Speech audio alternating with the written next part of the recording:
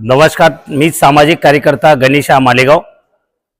आज मी आयुक्त साहेबांना भेटण्यासाठी आलो की माझ्या हिरापुरा वार्डातील काही रस्ते हे खराब झालेले आहे। त्यानंतर जे अंडरग्राउंड गटर आहे ती पण गटर दाबल्या गेली, म्हणजे जी बनवली ती खाली जमिनीत दबल्या गेलेली आहे। हे बघण्यासाठी मी आलो। आणि सचिन माले यांचं सचिन सुरेंद्र माले हे अँटी करप्शन मध्ये पैसे घेता वेळेस म्हणजे मलिदा घेता वेळेस पकडले गेलेले आहे। आज ते कारागृहामध्ये आहे, नाशिक रोड मध्ये होती, कारागृहामध्ये बंदिस्त आहे। त्यांचं बोर्ड अजून सुद्धा महानगरपालिकेतर्फे काढण्यात आलेले नाहीये।